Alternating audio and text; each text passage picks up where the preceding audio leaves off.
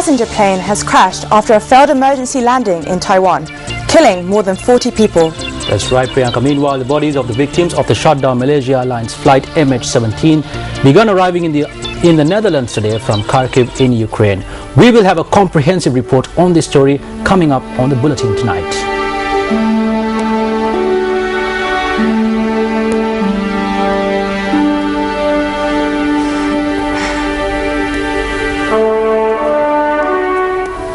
Well, a very good evening to you. This is Primetime News coming to you live on MTV Sports and Shakti TV. I'm Shahin Jurong-Party. And I'm Priyanka Bosnet. Let's take a look at tonight's headlines. Parliament adjourned owing to lack of quorum. A German debate on July strikers halted midway. A youth is murdered in Vallampitia in a drug smuggling incident. Two constituent parties of the government lash out against current economic policies. ඒක දේදුණු පැහැයෙන් බුබුලන සබම් බුබුල. සබම් බුබුල පුපුරවන්න පුළුවන් කාටද dengue මදුරුවට. අපි පොගේ කාලෙත් කිව්වා ආර්ථික ඝාතක විද්‍යාති කරනවා කියලා. ඒ කරපුවා දැන් පෙරහැර එකින් එක එනවා. Public health inspectors claim the Consumer Affairs Authority seized a stock of canned fish unfit for human consumption that had already been discovered by them.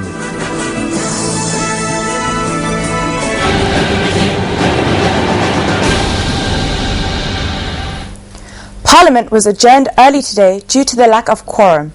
A reporter says the debate on the July strikers was halted midway as a result. Newsfirst Parliament correspondent said the adjournment motion debate was proposed by UPFA parliamentarian Shanta Bandara.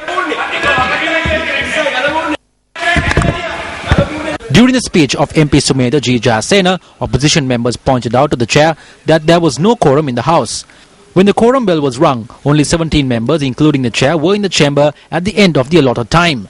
As a result, the Deputy Speaker declared that there was no quorum and adjourned sittings until 1 p.m. tomorrow.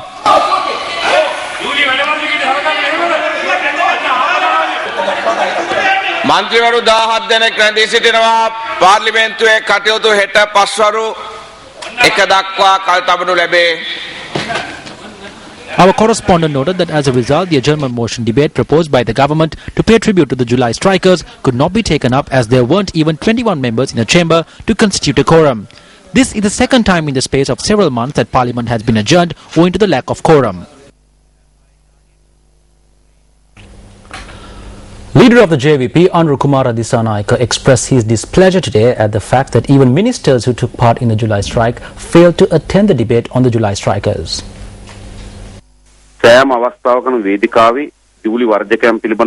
This government screams about the July strikers on every occasion they can. However, they haven't been able to solve the real issues they face. This proposal was not aimed at ensuring justice to the July strikers. It was merely a political move. This can be clearly seen because the 162-member government was not able to retain 20 people to hear this proposal. None of the leaders who spearheaded the July strike were given an opportunity to speak. They weren't in parliament. This shows again and again that this government uses all problems faced by the people as a political tool. They don't have the need to solve these issues. It was revealed in Parliament yesterday that 23 persons have been appointed as coordinating secretaries to the President, and a sum of over 37 million rupees has been spent over the past 3 years for their salaries and other benefits. A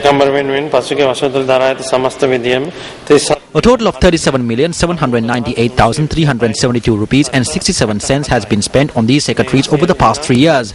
The persons who are holding such posts are those who have qualifications ranging from the ordinary level to degree level and possess an expertise on social, economical, political, cultural and other fields of interest.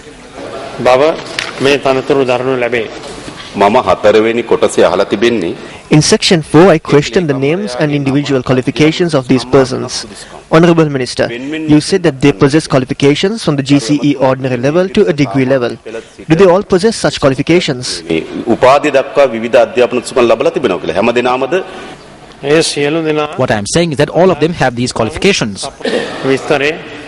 This is a bulk of information. One person can only possess the O-level qualification, while another can be a degree holder. As a whole, you are saying that they are all degree holders. I am asking for their individual qualifications. They are all appointed as coordinating secretaries by the President, Honourable Speaker. Why are you reluctant to reveal their educational and other qualifications? It is doubtful whether they do possess the required qualifications. Have they passed the 8th grade? Have they passed the GCE ordinary level examination? When you are saying such things, it can be assumed that you do not have a clear picture about this. Some might have even only studied up to grade 2. When you say O-level, it means GCE O-level and above.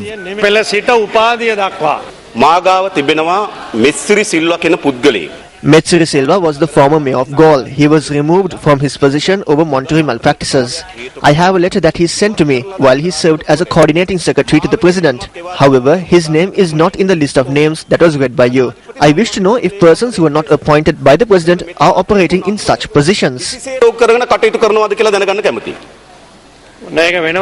Please forward it as a separate question. You have not asked about Metsiri Silva here. There is an MP by the name of Sajin Vasgunawardena. He was appointed as a coordinating secretary to the president. Atula Vijayasinghe was the former chief minister of the Northwestern province. His position was stolen by Dasiri. So, this Atula Vijayasinghe has also been appointed as a coordinating secretary to the president. I wish to ask if parliamentarians and other persons who held the chief ministerial portfolios can be appointed as coordinating secretaries to the president. Yes, they can be appointed, Honourable Speaker. Stand by. Well, the political stage is heating up ahead of the Uva Provincial Council polls. Let's take a look at some of the views expressed by politicians ahead of the polls.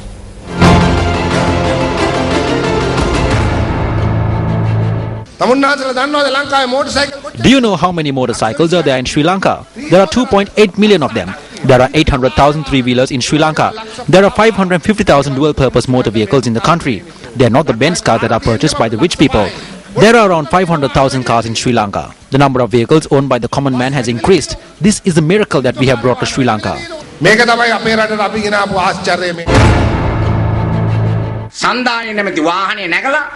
They have boarded the vehicle called the Alliance and have shifted to the first gear and are speeding. Corruption is moving faster. When we take a look at the speed at which drugs are spreading across the country, it's like 200 to 300 kilometers per hour. This has fallen to such a level.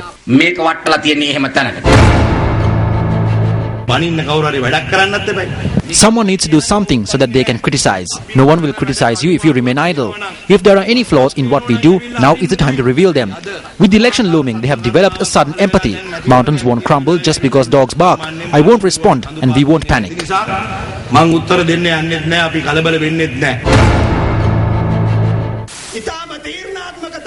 Uva Vallasa is at a decisive juncture. The government has failed to provide milk powder to the children. However, cargo containers with drugs are being imported to the country. Who is doing this? We are living in such a country.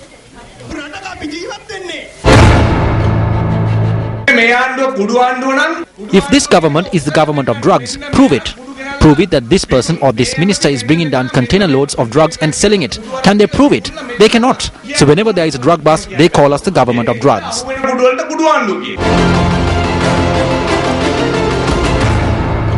Tonight on our special segment, Before the Ballot, we bring you the troubles faced by the residents of the Kanavegalla area in Bebila.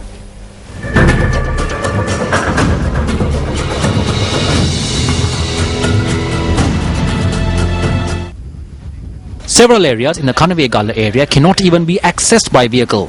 Around 230 families live in this village and a majority of them rely on farming to earn a living. Like many residents of Bibila, the residents of Kanavegalla are also facing many difficulties due to the shortage of water.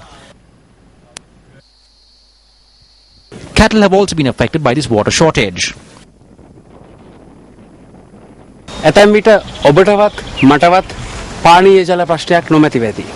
It is possible that you and I are not facing this sort of water shortage. However, if you come to Kanavegalla, even you will have to use this discolored water, which is possibly unfit for consumption.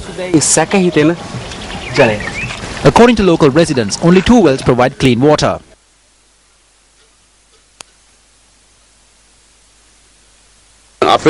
This is the water that we use, even though it is unclean. Sometimes we see fights when we come to the well. People suffer so much because they have no one to tell their stories to. Wherever we go, it is difficult to find water. We need to travel around 10 to 12 kilometers to get water. Although some homes in the village have water pipes laid down to receive water from a water project, area residents say that the water spring used for this purpose had dried up. They also reminisce that steps were taken to construct a tank in the area by the name of Putupana back in 1970.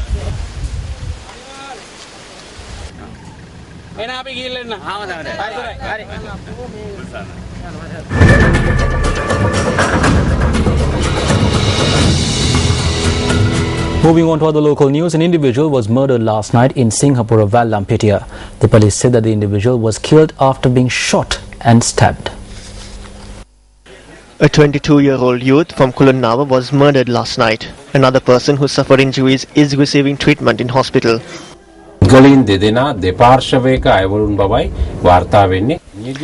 It is reported that these two persons are from two different groups. It has been revealed that the deceased was connected to the drug trade. It has also been revealed that the injured person is a drug addict and he had charges leveled against him for minor offences. It has been reported that the deceased and several others had shot the injured person. Later, a member connected to the injured victim's group launched an attack on the deceased.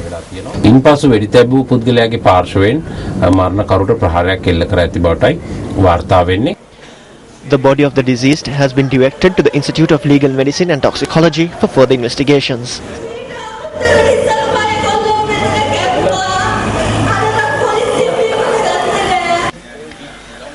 Over the past month, several homicides connected to the drug trade were reported. On the 12th of this month, a woman and another individual were killed in Motowal, and according to the police, the deaths were the result of a drug-related incident. On the 29th of last month, 2 persons were killed in a shooting in Grand Pass. According to the police, the 2 victims were connected to the drug trade.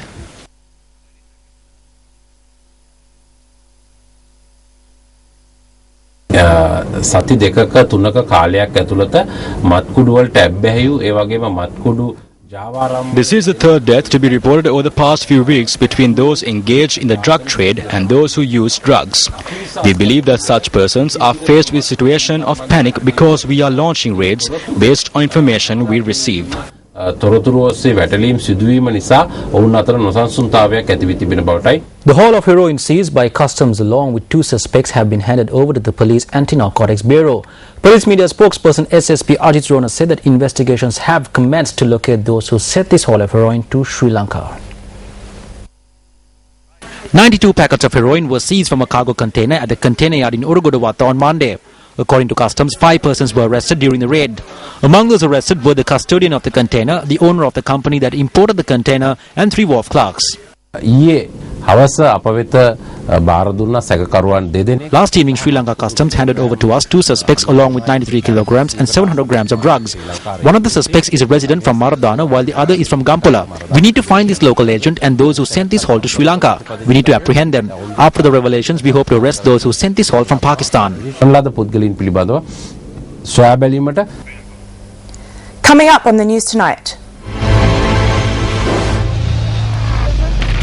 UN Human Rights Chief accuses Israel of war crimes as death toll continues to rise as Israeli forces hound the Gaza Strip. More details later in the bulletin. Welcome back to the news. President Mahinda Rajapaksa launched the public grievance redress system for members of the public to lodge complaints about problems in the state sector. The scheme established by the Minister of Public Management Reforms was launched at Temple Trees yesterday. The initial phase of the scheme will incorporate 7 institutions, namely the Ministry of Education, the Ministry of Environment, the Agrarian Development Department, the Forest Conservation Department, the Irrigation Department, the National Water Supply and Drainage Board, and the Wildlife Conservation Department. The scheme will enable members of the public to lodge complaints and resolve problems they face when obtaining services from these institutions and will be expanded to include other institutions in the future. Arrangements have been made for members of the public to be referred to the public services sections of the relevant institutions via the website www.complaints.gov.lk or by contacting the Government Information Centre on 1919. The scheme also includes a system whereby complaints can be monitored the current status of their complaints via SMS or email. Speaking at a media briefing held in Colombo today, Azad Saleh, leader of the National Unity Front, commented on land acquisitions in Jaffna for the establishment of military encampments. The day before yesterday, we saw in Jaffna how everyone came and demonstrated and chased them away when they tried to survey the land. Afterwards, they go there with the army to do the survey. Yesterday too, we saw a mother crying and pleading with the government not to take away her 40 acres which she has bequeathed to her children. The government will not take any notice of this. The army spokesperson said this used to be an LTTE camp back then. I wish to ask the gentleman from the army who made this statement the following question. If the LTTE took my lands by force back then, and the LTTE was bent on destroying all the people, is it okay now for the army to then take these lands after the LTTE is destroyed and then justify it?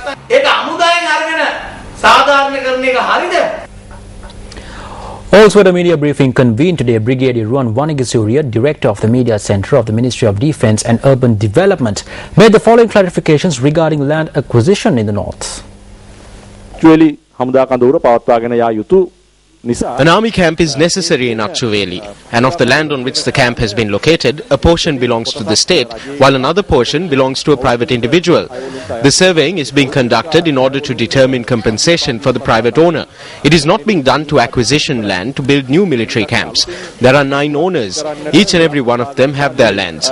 These people are going and protesting there to achieve other ends, and not with the intention of settling there. In Mirusaville, there is a similar encampment of the 52nd Brigade. That land belongs to one woman. This woman resides in her own home in the Punkudutivu area. Payments are being made for all these lands at market prices. The value of some of these lands have been estimated in the millions, and this woman is aware that she will be receiving that money. She has actually agreed to this when the camp was first being built here. But now, owing to different political influences, she has stated yesterday that she is now against this. A tug of war has broken out over who should take the credit for the seizure of several thousand tins of canned food. Yesterday, now the Consumer Affairs Authority raided a house in Kandana and discovered a stock of canned fish and canned soya meat which was unfit for human consumption. However, the Public Health Inspectors Union stated that the canned products were in fact ones which they had confiscated during earlier raids. The Consumer Affairs Authority revealed yesterday that they took into custody 32,000 cans of fish and cooked soya meat which were unfit for human consumption from a house in Kandana. The officials of the authority estimated that the stock of food was worth 6.4 million rupees. The authority also stated that they would be taking steps to file charges against the owner of the food as well as individuals connected to the discovery. There was a stock of products which had not expired placed separately at this location. Our officials suspect that these products were to be released into the market. We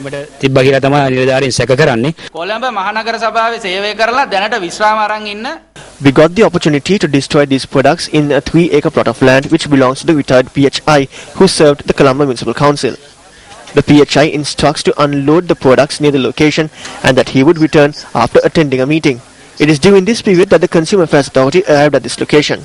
There is some sort of doubt that arises. They intervened directly when they were preparing to destroy these items. This is the first time 2 laws have clashed. It is an occasion when 2 departments or 2 professions clash. It is humorous that they make direct statements to the media and then try to create an unsettling situation.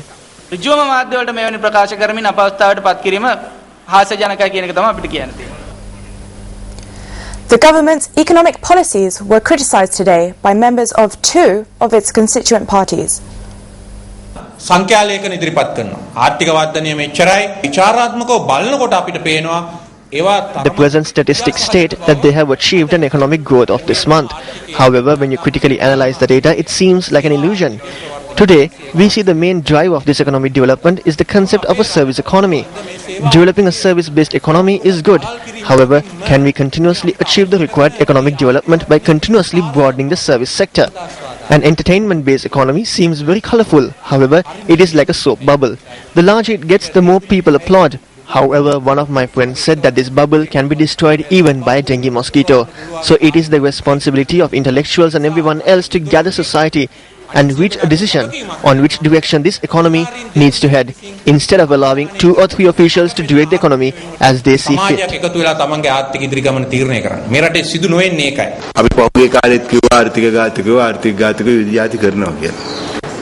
ඒ කරපුවා දැන් පෙරහැර එකින් එක එනවා. මේ වෙනකොට ලංකාවේ ආර්ථිකයේ විදේශ Earlier we said that there are economic assassins. One of the main sources of foreign income to the country is the tea industry. If tea is being exported, they charge a cess tax of 8 rupees and 20 cents from each kilogram. In 2009, the Minister of Finance took over the cess tax and gave it to the Treasury. This closed the doors on any opportunity to utilize this money for the development of small tea holders or to develop the industry itself. They decided to give a 5,000 rupees subsidy to each acre of land. However, they are only giving 2,500 rupees. It is a shameless act, giving a check of 2,500 rupees. This is what we said in the past. These are the acts of the economic assassins.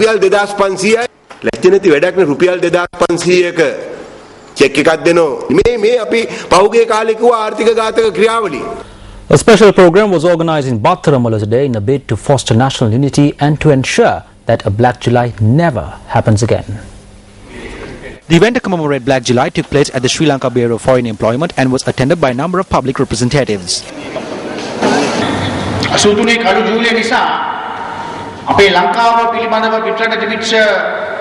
The reputation our country had within the international community perished because of the 1983 Black July. The Sri Lanka Bureau of Foreign Employment has a far more greater responsibility than anyone else. We need to remember Black July and show the world that the government, the ministry and the bureau is preventing such an event from taking place again.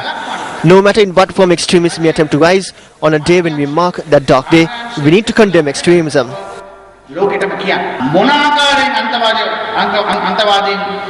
හිස උස්සවන්න උත්සාහ කරත් අපි 83 කළු ජූලි සමරන දවසේ ඒ සියලු අන්තවාදීන් ප්‍රතික්ෂේප කරන්න ඕන. 20 වෙනි සතවර්ෂයේ මේ රට තුළ සිදුවෙච්ච බරපතලම සමාජ ඛේදවාචකය තමයි කළු ජූලිය. Black July is the darkest tragedy to happen in Sri Lanka in the 20th century. There are 4 or 5 persons in parliament who steered it and who protected those responsible. They may appear as peace envoys, but they have never sought forgiveness for the tragedy. The focal point of every political issue is what happened in July 1983. It was that incident that created the present situation. නිර්මාණය කරන ලැබුවේ සිද්ධියයි කියලා කියන කාරණේ අපි සිහිපත් කරන්නේ වෙන කිසිම දෙයකට නෙමෙයි.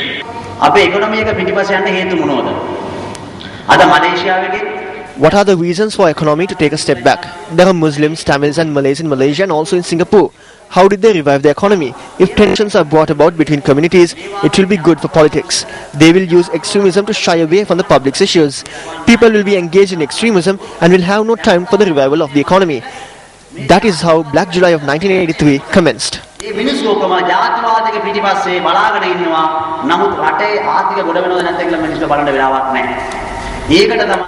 India has sought consular access to the 157 asylum seekers on board an Australian border protection vessel following a visit to New Delhi by Australia's Immigration Minister Scott Morrison, where he formally requested that India take back the group of asylum seekers.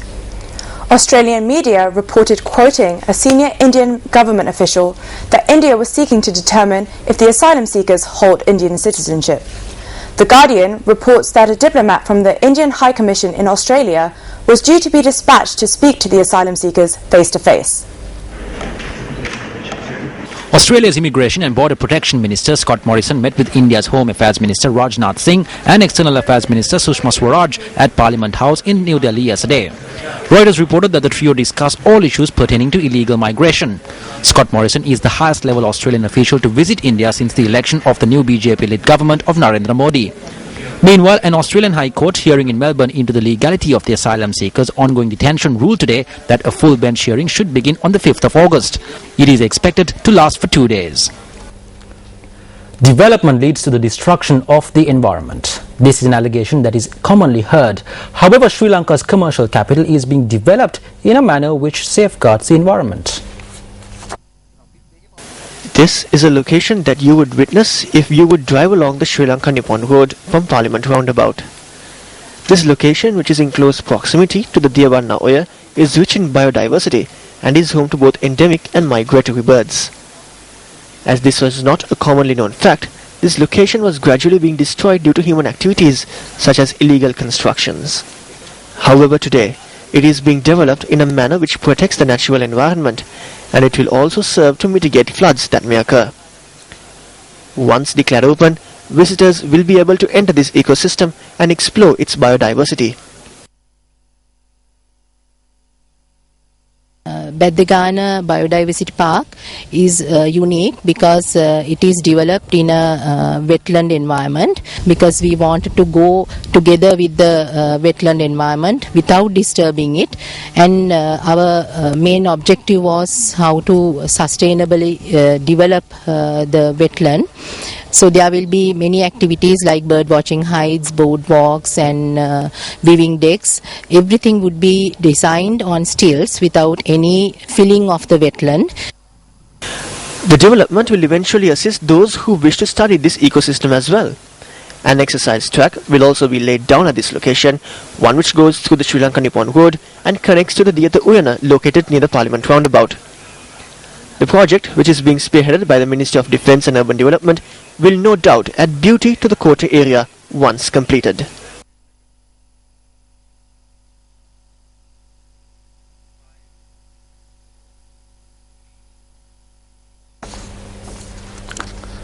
A Kobil located on Lady Malcolm Road in Hawa area, Noora area, was broken into and looted this morning. 3 persons had stormed into the Sri Gayatri Peedam Lankatheswara Kobil early this morning and committed the crime. The break-in was captured by closed-circuit television.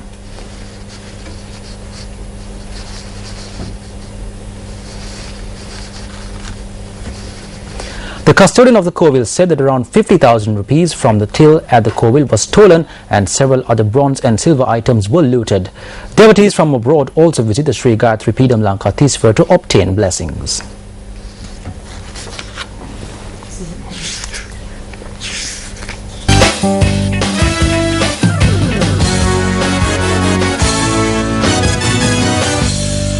Lahiru Thirimanne has been named the captain of the Sri Lankan cricket team that will take part in the upcoming Asian Games. Sri Lanka Cricket also announced today that Mavanatha Pathu's contract as head coach has been extended till the end of the Pakistan tour of Sri Lanka.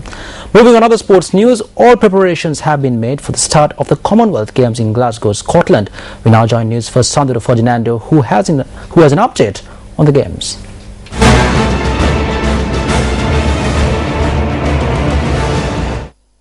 The Commonwealth Games is among the largest sporting events in the world, second only to the Olympics. The 20th Commonwealth Games will get underway with much pomp and ceremony in Glasgow today, and Sports First is on location to bring you the latest from the Games. Sports First Roshan Vatola joins us now with an update from Glasgow. Glasgow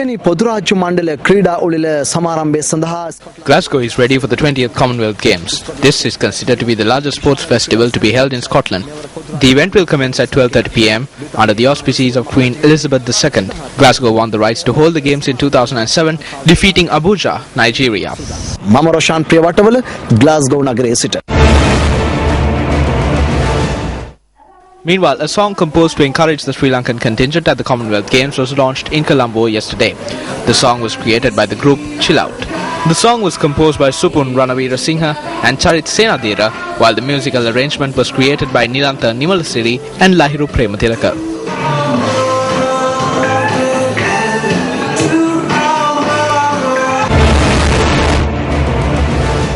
The Champion Network, MTV and NBC is ready to bring you all the action, the ups and downs and the triumphs from the Commonwealth Games over the next 13 days. Stay with us.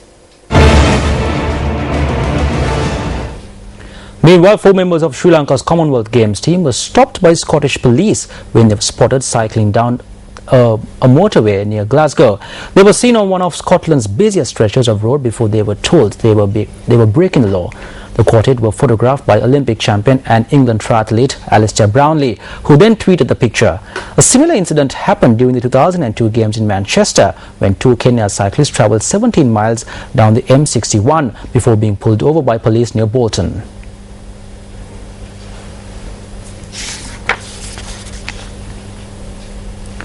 Olympic cycling champion Bradley Wiggins plans to concentrate on the team pursuit even in the velodrome and will not ride any road races at the Commonwealth Games starting in Glasgow today. It's been quite nice to see the reaction of the guys, and the lift, they had a disappointing World Championships this year, and it feels like there's a bit of momentum building now, and everyone's, we're sort of 2 years from Rio, so everyone's kind of licking their lips at the thought of this is it now, and I've committed back to the programme till then. So yeah, it starts here really, the sort of countdown for that really. So this is that first sort of time we've been back together for 6 years really. So. Isanka Sanjaya, winner of the title of most popular boxer at Sri Lanka's first ever sports reality program, Super Fighter, left for his hometown today. Isanka Sanjaya received a warm welcome from sports fans in his hometown. Super Fighter.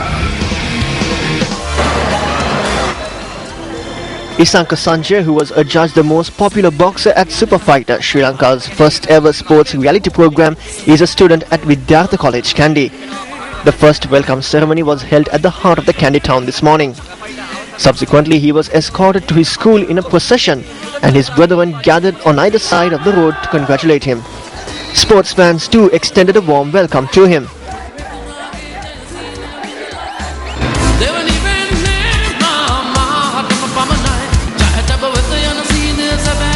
An event to felicitate Isanka Sanjaya took place at Vidyartha College, Kandy. Prizes were awarded to Isanka Sanjaya, who brought glory and honour to his alma mater. Super Fighter.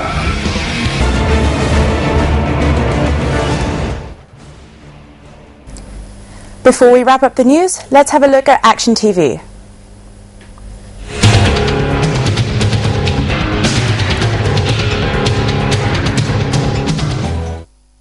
The failure to conduct a proper examination by the authorities on a number of occasions have been highlighted by Action TV since 2008.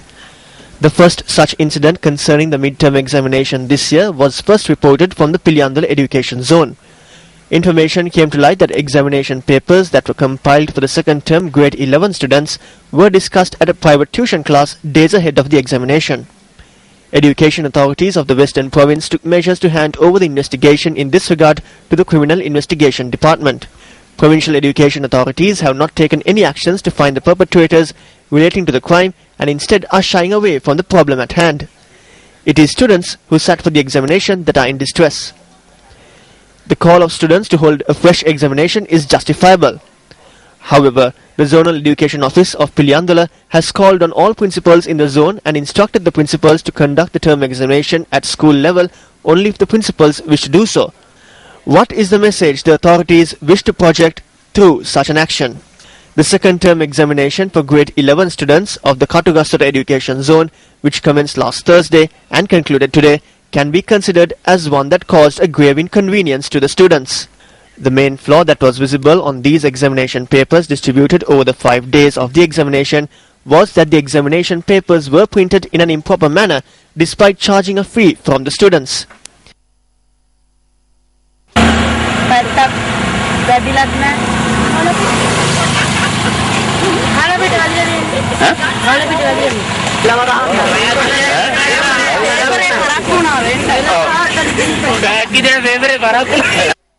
Yesterday, Action TV inquired from the Zonal Education Director whether she can guarantee that there will be no flaws in today's science examination paper.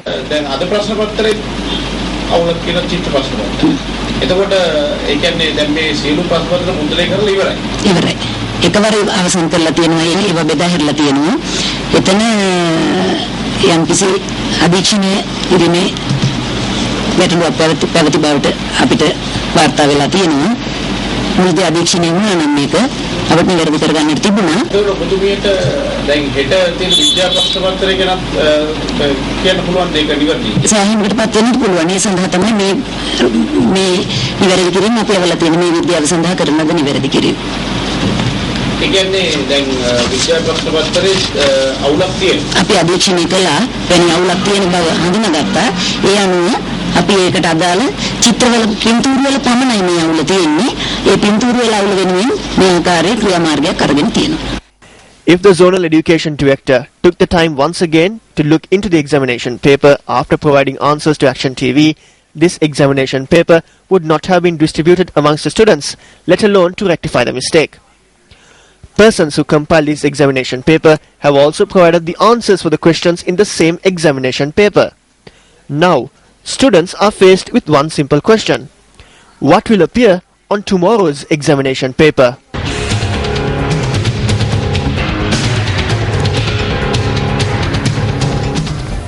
And with that, we wrap up today's edition of Primetime News. As always, it is a pleasure having you with us. For the Newsfirst team, I'm Shahin Jirampati. And I'm Priyanka Basnet. Good night.